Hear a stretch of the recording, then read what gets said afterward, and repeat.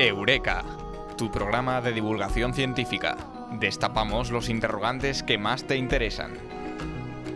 Eureka, los jueves a las 10 de la noche.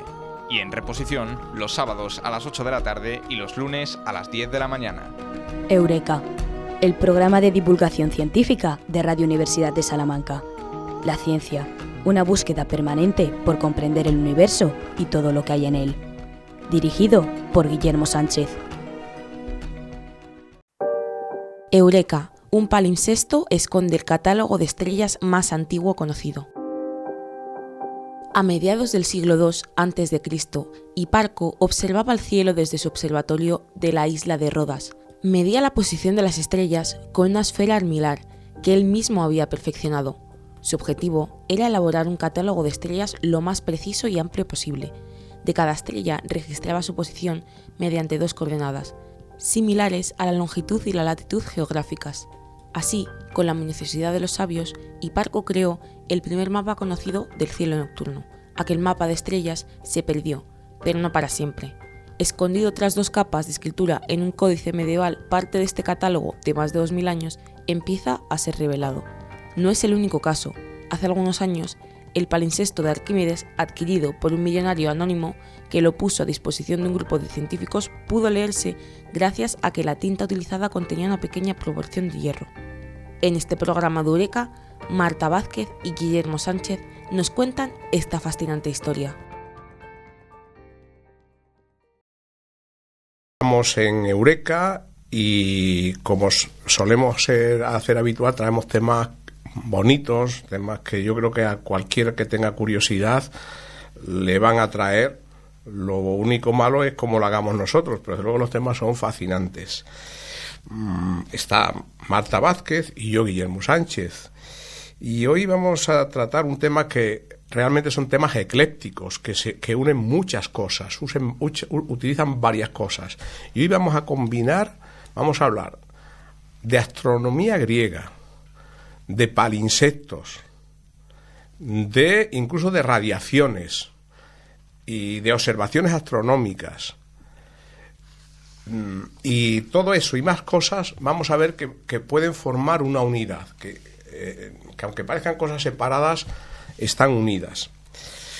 Y vamos a empezar hablando de un personaje no muy conocido, que es Hiparco. Hiparco es el gran astrónomo de Grecia. Realmente la Grecia clásica tuvo un conjunto de genios que es difícil a veces entender cómo en 2 o 3 siglos en 5 siglos se dieron, en una zona tan concreta, se dieron tal cúmulo de genios. Recordemos que la Grecia clásica, aparte de lo que es Grecia, incluye la costa que da al Mediterráneo, o el Jónico, de Turquía, y el norte de Egipto. En ese entorno es cuando hablamos de la Grecia clásica. Y ahí está este personaje que es Hiparco. ¿Quién es Hiparco? Ya lo he comentado, es un gran astrónomo. ¿Y por qué es un gran astrónomo? Bueno, pues es un gran astrónomo porque hace varios descubrimientos que parecen impropios del siglo II a.C. Y de este señor no teníamos, y esto es lo curioso, casi nada escrito por él. Todo lo que tenemos son segundas y terceras referencias. Y quizá Marta nos va a comentar lo único que tenemos escrito lo único que es referencia directa suya. Hola a todos, hola Guillermo, gracias por haberme invitado una vez más. Pues sí, de Hiparco, el único texto que conservamos, que se puede llamar como tal, es el comentario sobre los fenómenos de Eudoxo y Arato. Es un texto del que yo trabajo en la Biblioteca Histórica de la Universidad de Salamanca, y en él encontramos en la biblioteca tenemos una edición bilingüe en griego y latín, una edición grecolatina, impreso en 1630 en lo que era entonces Lutecia, que es ahora lo que sería ahora París. Es una obra de Denis Petot, y que llegó a la biblioteca a través de la Real Compañía de Jesús, con la expulsión de los jesuitas. Es un libro maravilloso aunque el papel es de mala calidad, hay que decirlo, tiene sus rasgos morenos, como dice mi compañero Eduardo, está moreneado, pero es un papel tamaño folio. ¿Qué nos indica eso? Pues la importancia de la obra. Tenemos que tener en cuenta que es una obra de 1630, cuando la imprenta pues llevaba pero el menos de un texto es siglo. anterior. El texto es Es anterior. muy anterior. Es decir, aunque se edita en 1630, realmente el texto no es la obra original, evidentemente. Pero es una transcripción. Es una transcripción. Claro, Y es la obra original sería del siglo II antes de Cristo. Es el único lugar donde encontramos la obra de Hiparco de Nicea, ¿no? O de Rodas también llamado. En él, pues encontramos una especie de poema, transcripción de un poema de Arato, que era otro gran astrónomo clásico, donde nos habla de la obra de Hiparco, ¿no? Donde podemos encontrar parte de la obra de Hiparco. Hasta el momento era lo único que teníamos de este gran astrónomo y matemático griego. Efectivamente, era Hiparco, estamos en el siglo II. Aquí hace un comentario a Arato, y él en lo que describe hace un comentario de que tiene un catálogo de estrellas. Es decir, eso significa que él lo que ha ido es midiendo las posiciones de las estrellas, y lo que se llama la magnitud. La magnitud es una medida de la luminosidad. Y esta información, que ahí él dice que la tiene y tal, y es bien sabido porque tenemos referencias posteriores e indirectas que efectivamente él llegó a confeccionar un catálogo de unas 850 estrellas, es decir, que es casi las que vemos a simple vista, poco y con gran precisión. Pero este catálogo de estrellas había desaparecido. Pero por contar otra cosa de Hiparco sorprendente, Hiparco se da cuenta de algo increíble, y es que observando las estrellas, aparentemente cada año vuelven a repetir el ciclo. Si nosotros observamos una estrella, Sirio, y esperamos un año, de nuevo Sirio aparece por el mismo sitio. Es decir, es como si en la visión de esta época de Aristóteles, que había una esfera externa en la que estaban de alguna forma pintadas las estrellas, y estas giraban en torno a la Tierra, que era fija, y seguían un ciclo. Pero Aristarco se da cuenta, observando dos estrellas, que no le encajan. Dice, ojo, la estrella de Spica, una de las que se ven mejor, aparece desplazada 1 grado respecto a la observación de otro astrónomo de 1 siglo y medio antes. 1 grado, para que nos demos cuenta, es apreciar lo que es 2 veces el tamaño de la luna llena, observarlo en el cielo referido a 2 siglos antes. Dice, esta estrella se ha desplazado como 1 grado respecto a la posición que tenía 2 siglos antes. Cualquiera puede pensar que eso es un error. Cualquiera hubiese pensado que simplemente es un error de medida. Pensemos que todavía no se había inventado el telescopio. Entonces cualquiera hubiese pensado, eso es un error de medida. Hiparco no. Observa otra estrella y ve que pasa lo mismo. Entonces él lo que deduce es que esta esfera de estrellas realmente, al dar una vuelta sobre la Tierra, que era como se pensaba antes, realmente presentaba un movimiento muy curioso, que es un movimiento como de las peonzas, en un ciclo de 26.000 años.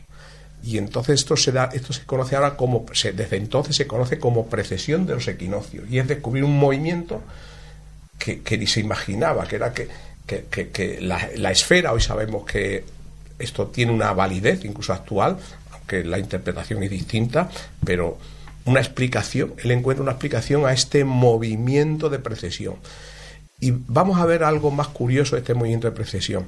Este movimiento de precesión significa que hoy cuando miramos a la estrella polar, está por casualidad marcando el norte celeste. Esto es una pura casualidad.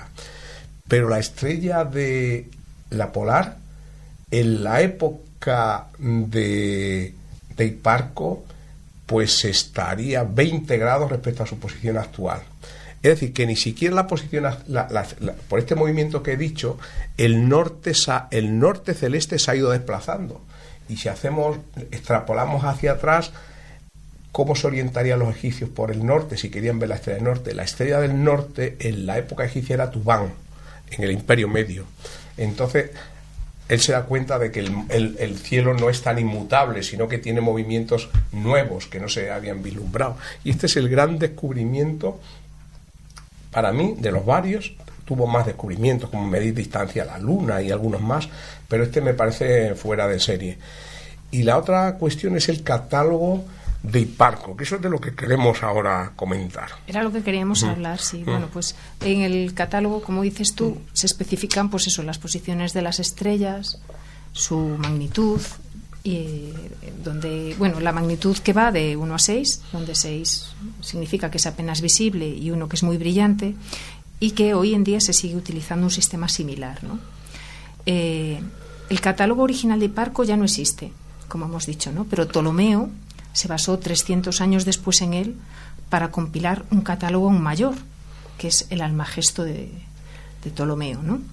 De hecho, se creía hasta ahora que Ptolomeo copió la mayor parte de su catálogo basándose en el de Hiparco, ¿no? Y que lo actualizó incluso, ¿no? Para tener mayor precisión. Teniendo en cuenta también la precisión de los equinoccios. Voy a dar alguna precisión. Bueno, Ptolomeo, que efectivamente es del siglo II después de Cristo, sigue siendo griego. Él vive en Alejandría, de hecho trabajaba en la biblioteca de Alejandría, era como era tuyo, sí, aunque 2000 años atrás. Y él efectivamente se propuso confeccionar un catálogo más amplio, y de hecho confeccionó un catálogo de 1022 estrellas, que fue la referencia prácticamente con matices hasta Copérnico. O sea, fue un catálogo que tuvo vigencia 1500 años. Y como él escribe efectivamente el libro Almagesto, que no sé yo si lo tenéis en la Biblioteca Nacional. En la Nacional... No, perdón, en la histórica, quiero decir. En la histórica sí, luego si quieres te comento sobre él. Sí, pues realmente el Almagesto, que llega a Europa a través de los árabes, de ahí viene el nombre Almagesto, el más grande, tiene muchas cosas. Uno de los capítulos es el catálogo. Es uno de los capítulos, realmente contiene muchas más cosas, y una de ellas es el catálogo. Y hasta ahora muchos pensaban que Ptolomeo había copiado la posición de las estrellas de Hiparco, pero un hecho sorprendente ha permitido contrastar si esto es cierto o no es cierto, y hasta qué punto es cierto. Y esa es lo que queríamos hoy comentar como relativamente novedad, porque tiene muy pocos meses, y es el descubrimiento de un palincesto que contiene parte del catálogo de Hiparco, y por tanto ahora podemos dar, aunque sea parcialmente, respuesta a la pregunta de qué datos usó Ptolomeo de Hiparco, si es que usó. Y yo creo que aquí nos puedes comentar qué es un palincesto. Sí, a ver. Y la historia quizás de este palincesto. Sí, un palincesto, según la descripción de la definición de la RAE, es un manuscrito antiguo que conserva huellas de una escritura anterior que ha sido borrada artificialmente, ¿vale? En este caso, en el que estamos hablando ahora mismo, es un palincesto colectivo, es decir, hay distintas obras por debajo de la obra que nosotros somos capaces de ver, ¿no? Han sido borradas a propósito porque del pergamino, escribiéndose nuevamente sobre él, sobre todo por la falta de material. Quizá, que había como en la yo soy muy época. ignorante, ¿nos quiere explicar un poco por qué es un pergamino y por qué se usaban los pergaminos? Se usaban los pergaminos como método de escritura, que no deja de ser la piel de los animales, sobre todo de las vacas y de los terneros, ¿no? Cuando es un cordero no nacido se le llama vitela, y es de una finura espectacular, ¿no? Y los libros que se utilizan en los que se utiliza la vitela son libros sobre todo de reyes, ¿no? De reyes o de la alta nobleza de entonces, porque evidentemente es muy cara y muy preciada la vitela, ¿no? Entonces, en el papel, nosotros nos acordamos cuando éramos niños y nos equivocábamos y las gomas de borrar y al final acababan rompiendo el papel. En los manuscritos en pergamino se pueden reutilizar, ¿no? Simplemente es mucho más fácil, son más duros y más duraderos también. Y la forma de reutilizarlos, en vez de rascando como se hace con el papel, es lavando. No deja de ser piel. Incluso he leído que hasta con naranja, usando algo ácido. Usando cosas ácidas limón, también se puede borrar. Pero todo ello se utilizan después textos que se supone que no son importantes y encima se escriben textos más importantes. Que normalmente eran bíblicos. Que normalmente eran de origen bíblico, sí, como es en el caso que nosotros nos vamos a referir ahora mismo, ¿no? ¿Cómo se puede leer el texto oculto en un palimpsesto?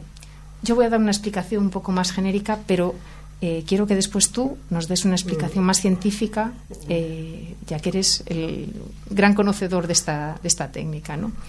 En el caso del palimpsesto del que estamos hablando, que es el llamado Codex Climathir Rescriptus, fue escrito en siríaco en el siglo XI, ¿no? Debajo hay textos mucho más antiguos escritos en arameo y en griego.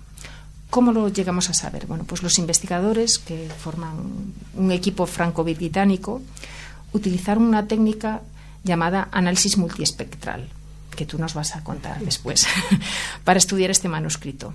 ¿En qué consiste a grandes rasgos? Bueno, pues se examinan los folios mediante su iluminación con unas bandas estrechas de diferentes longitudes de onda, ¿no? Desde el infrarrojo hasta el ultravioleta, pasando por el visible.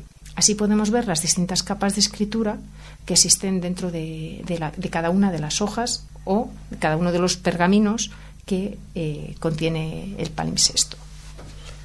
Cuéntanos tú. Bueno, es que lo has explicado ya casi tanto que... No. Bueno, por profundizar. Bueno, a mí lo primero que me llamó la atención, primero que las cosas tienen un valor relativo. Claro, cargarse el catálogo de Hiparco para escribir un texto bíblico nos parece una barbaridad, pero estamos en el siglo, la época. Claro, y la otra cosa que yo he leído por ahí, dice que es mitad leyenda, claro, es que conseguir un pergamino, el pergamino es muy caro. Y hasta entonces se solía usar en esa zona, se solían usar los papiros, pero por una serie de razones hubo una escasez de papiro mayúscula, y esto es lo que hizo un desplazamiento hacia el empleo del... Realmente lo que hubo fue una plaga, porque el papiro no deja de ser una planta. Hubo una plaga que mermó mucho la producción del papiro y fue cuando se empezó a utilizar ya el pergamino. Esa es yo quería buscar una justificación que yo la conocía y ahora me la digo. Tuvo que haber una escasez para fomentar el uso del pergamino. Bueno, ¿cómo se puede leer la escritura oculta después de haberla borrado en un pergamino? Bueno, hay varias técnicas y antes de hablar del actual, voy a hablar del pergamino más famoso, el palimpsesto más famoso en la ciencia, que es el palimpsesto de Arquímedes. El palimpsesto de Arquímedes se vende en 1999 y contiene la obra de uno de los grandes genios de la física y de las matemáticas, que es Arquímedes. Parte de su obra se había perdido y alguien se da cuenta que se la podía leer. Dice, ahí debajo está escrito algo. Ya se sabía que existían palimpsestos, pero era demasiado cargarse para intentar obtener lo que había debajo. El riesgo que uno tiene es intentar eliminar la capa de arriba para obtener la subyacente. Claro, ahí corres el riesgo de cargarte el propio palimpsesto. Y aquí hay un señor que no se sabe quién es un millonario porque lo compró por 2 o 3 millones de dólares en 1999. Y hizo algo muy generoso, que puso este palimpsesto de Arquímedes a disposición de un grupo de científicos, llamó a las personas que estaban más interesadas en él, de varias ramas, es decir, aquí cómo podemos recuperar la información subyacente sin cargarnos el papiro. El pergamino. El pergamino. y hay varias personas que intervienen después en un proceso largo y muy laborioso. A alguien se le ocurre, oye por ahí, él lo cuenta, algo importante, qué tipo de pintura se utilizaba. Y la pintura que se usó para escribir el texto de Arquímedes es una pintura que tenía hierro. Y este hombre, que era especialista en una técnica que voy a resumir ahora, que es fluorescencia por rayos X, dice, como la pintura subyacente está escrita con algo que contiene hierro y lo de arriba no, pues yo lo que puedo hacer es, en física nuclear se llama excitar los átomos de hierro para que emitan rayos X, y yo imprimo en esos rayos X, generan una imagen como una radiografía de rayos X donde aparezca el texto oculto. Y efectivamente, para eso la técnica consiste en usar, ellos usaron un sincrotrón que está en Stanford, hay pocos sincrotrones tan importantes en el mundo. El sincrotrón es radiación gamma de altísima energía, como rayos X de muchísima energía. Estos excitan el átomo, las capas internas de los átomos de hierro, y el átomo de hierro al volver al equilibrio emite rayos X, y entonces esto pone de manifiesto el texto oculto. Permite y esta técnica tan curiosísima fue la que permitió descubrir el texto oculto sin destruirlo. Y esto lo he contado como cosa muy sofisticada que se puso de manifiesto. No es la más normal, esa es muy sofisticada, teniendo en cuenta algo que ya acabo de decir, el tipo de pintura, la composición. Si el tipo de pintura que se ha utilizado es distinta, permite aprovechar las características del componente. Pero el análisis multiespectral, que es el que se ha aplicado en el palincesto que contiene el catálogo de Hipparco, y es que es el más generalizado, es diferente. Aunque también se empleó primero en el catálogo de Arquímedes, en el palincesto de Arquímedes. La técnica multiespectral, lo acabas tú de decir, voy a precisar un poquito más. Yo ilumino con una gama de colores diferentes. Empiezo en el ultravioleta, que es la frecuencia de luz con frecuencia más alta, y voy subiendo y voy emitiendo en 12 o 14 frecuencias distintas. Quien haya visto cualquier película de estas policíacas de CSIC, pues si uno va a una pared, apaga la luz y tú la iluminas, por ejemplo, con luz ultravioleta, se ponen de manifiesto huellas y cosas que el resto que no ves. Entonces lo que se hace es lo siguiente, es iluminar, por ejemplo, el infrarrojo penetra más que el ultravioleta. Entonces, si yo ilumino con infrarrojo, normalmente voy a ver texto más oculto. Entonces, combinando varias frecuencias y después usando filtros específicos que me dejen sacar cada frecuencia, pues lo que voy es obteniendo muchas fotos en distintas frecuencias, y lo que voy es teniendo imágenes diferentes. Es curioso, pero si yo apago la luz aquí y obtengo fotos y enciendo la luz roja, imaginemos que en una habitación tenemos distintos tipos de luces y las vamos encendiendo y vamos haciendo fotos, lo que va surgiendo, nuestros perfiles y todo son como imágenes diferentes, y después se trata de combinarlas, y eso es lo que al final acaba poniendo de manifiesto la pintura subyacente, que es la combinación de la profundidad y el tipo de pintura del que está hecho. Y esto es lo que se llama análisis multiespectral, que se emplea, es una técnica que se emplea en una variedad de campos enorme, que van desde, como hemos visto aquí, desde la astronomía, o incluso si yo lo utilizo, por ejemplo, a imágenes de los satélites Sentinel que puede uno acceder de la Tierra tomada en distintas frecuencias. Pero al final lo importante es que uno consigue extraer la pintura subyacente, pero el escrito subyacente, sin deteriorar el documento, y eso es lo importante.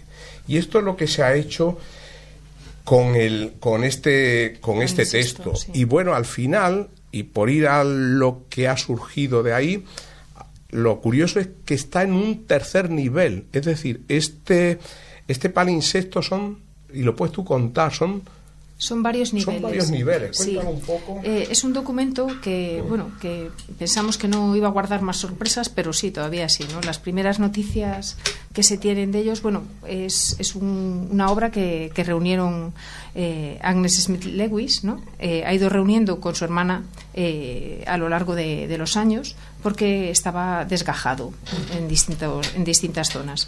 Entonces, bueno, pues tiene distintos...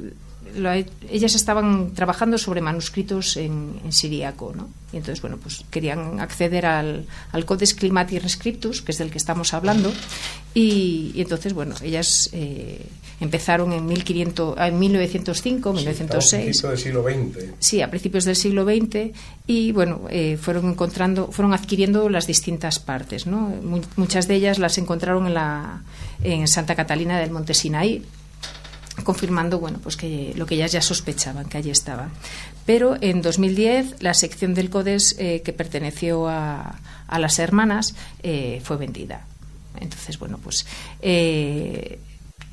podemos encontrar en él libros en distintos idiomas, como tú bien has apuntado antes, ¿no? Encontramos en siriaco, en arameo, y la sorpresa viene al final, ¿no? Encontramos textos del Antiguo, del Nuevo Testamento, pero el arameo no se dieron cuenta los investigadores que no era la única lengua que subyace en el palimpsesto, ¿no? Hay también lenguas de tipo bizantino, que se llaman entonces, ¿no? Y bueno, en 2012 se encontró el texto ya del que queremos hablar, ¿no? Que es el Hiparco, el catálogo de las estrellas. Y bueno, la influencia y la permanencia del catálogo de las estrellas de Hiparco es fundamental, ¿no? Sigue siendo un tema abierto a la discusión, ¿no? Sobre todo su relación, la que hablábamos antes con Ptolomeo.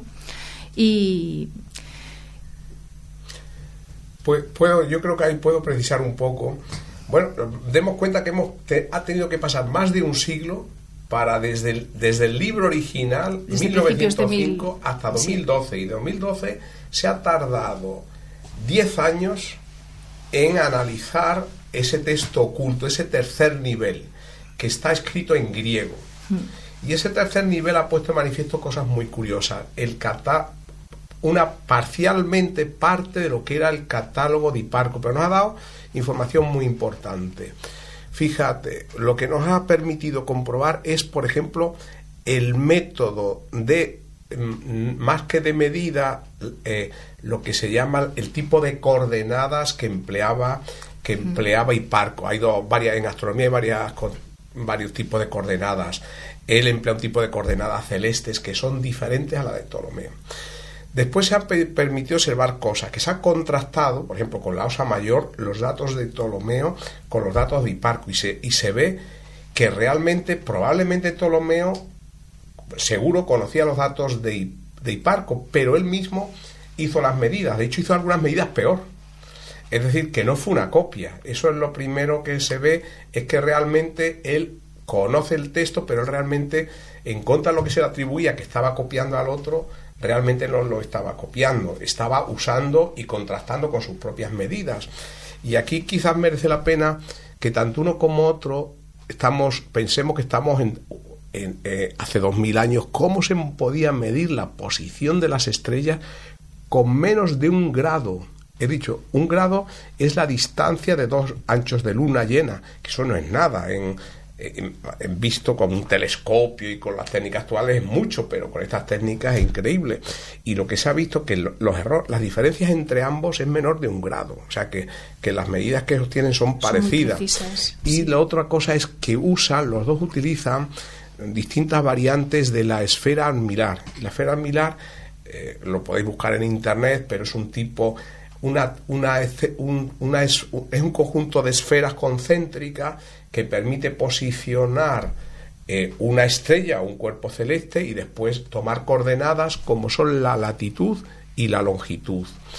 Y a partir de la latitud y la longitud, pues posiciona una estrella. Tenemos una de las esferas que existen traídas por Torres Villarroel, Diego de Torres Villarroel es una esfera armilar, sí, una pequeña esfera armilar que es una joya preciosa. Dicho sea de paso, en Europa apenas se hacían observaciones entre la época, en el periodo que estamos hablando, desde el siglo III después de Cristo, que es cuando el catálogo de Ptolomeo sale en el siglo II después de Cristo. Exactamente, el catálogo de Ptolomeo está fechado en el año 138 de nuestra era. Sí. Y ese catálogo llega al mundo árabe, pero en Europa no se hacían medidas. En Europa esto de la esfera armilar llega, aunque se conocía, llega mucho después. Prácticamente durante 1500 años en Europa lo que se hacía uso de esta información era para construir, entre otras cosas, cartas astrológicas. O sea, fue un uso básicamente astrológico. No se hacía auténtica astronomía. Esta la hicieron los árabes y después nos llegó a nosotros, y durante mucho tiempo pues lo que estuvimos construyendo cartas astrológicas, porque de hecho el propio Ptolomeo no se diferenciaba. La astrología y la astronomía estaban relacionadas, y voy a dar el razonamiento que da Ptolomeo en el Almagesto. Ptolomeo decía una cosa muy científica, y él decía: si con el ciclo anual la naturaleza, las lluvias aparecen en una temporada, el calor en una u otro, significa que el cielo está interviniendo en la vida de la tierra. Las plantas crecen en una fecha, en otra. Dice, tiene que haber una conexión entre el cielo y la tierra. Y él dice, si una planta sigue el ciclo del cielo, ¿por qué los hombres, nuestra vida, no va a estar de alguna forma marcada por las posiciones de los planetas y las estrellas? Él lo trataba en conjunto.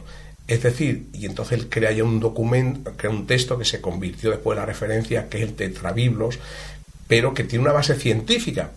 Es decir, hoy sabemos que no, pero que el razonamiento inicial de Ptolomeo tenía todo el sentido. Entonces, ahora es muy fácil tratar de pseudociencia a la astrología, que ahora lo es, pero pensemos que en el contexto que surgió fue como un pensamiento con una carga racional.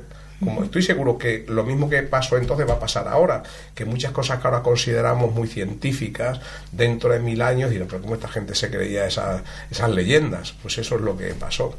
Me preguntabas antes si teníamos obra de Ptolomeo, y sí, bueno, el Almagesto de Ptolomeo, como tú has dicho, que fue escrito en el siglo II después de Cristo, pues en la Biblioteca General existen 2 incunables. Recordamos que los incunables son los libros comprendidos entre 1450 y el 1 de enero de 1501, que tratan sobre esta obra. Y una edición de 1515 en latín, editada en Venecia, que tiene unos maravillosos grabados, la he visto esta misma mañana, y tiene unos grabados maravillosos intercalados entre el texto y los márgenes. Bueno, pues yo creo que ya hemos cubierto buena parte del objetivo que nos habíamos trazado, y dentro de media hora creo que, como tenemos más material, pero la vida no se acaba aquí, ni Eureka se acaba aquí, pues podremos desgranarlo en otros programas. Exactamente. Iremos haciendo caer poco a poco varios de los libros que ahí tenéis, que hay algunos que hemos dejado ahí en el tintero y que me gustaría comentar sobre ellos, pero lo vamos a dejar para un próximo programa.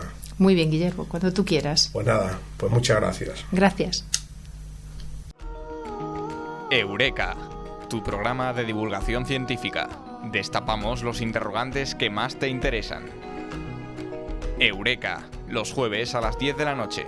Y en reposición, los sábados a las 8 de la tarde y los lunes a las 10 de la mañana. Eureka, el programa de divulgación científica de Radio Universidad de Salamanca. La ciencia, una búsqueda permanente por comprender el universo y todo lo que hay en él. Dirigido por Guillermo Sánchez.